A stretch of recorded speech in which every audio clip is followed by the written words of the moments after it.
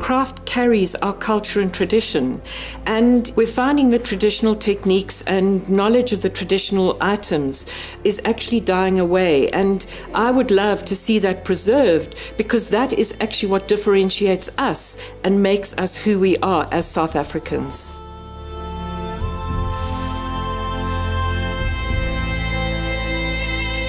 So what did life look like before peace?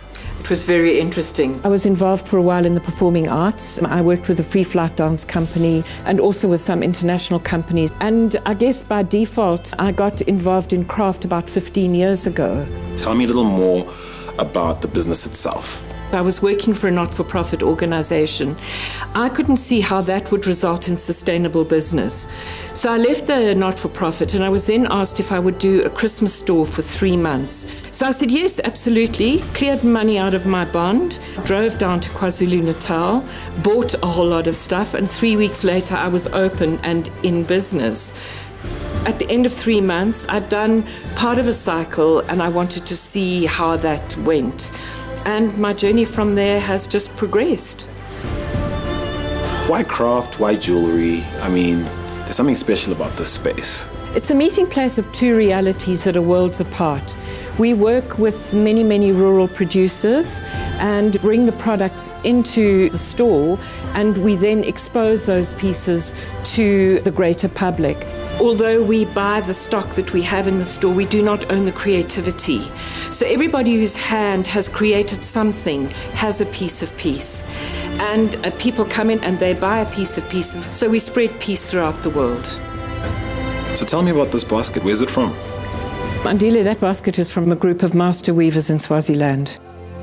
It's an interesting country because it's tiny, so there's a lot of collaboration amongst the craft community. But working at that level is daunting because some of the projects work with over 800 women, and in the country and rural life, things take a lot longer than they do for us in the city. So production capacity is limited. How does that affect how you do business? I'm always very aware going into a rural community like that, what are the customs required in that community? So I would wear a familiar traditional necklace or bracelet to show them that I'm showing respect. It's a very patriarchal society, and sometimes the men become resistant when the women start feeling their power and start earning money. The husbands try and block them, and in fact what we did is we went to speak to the chief, and he then issued a decree, so we were free to work with the women. Isolate for me the one thing you love the most about running this business.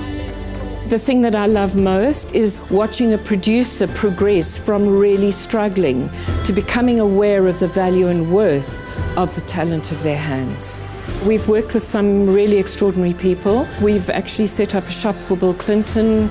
We had the Greek Prime Minister come in, and I think one of the reasons why they enjoy coming here is because they are treated like people. So tell me about the challenges you're facing in your business. I have something very special and something unique, and I need to be more strategic about moving the business forward and growing it.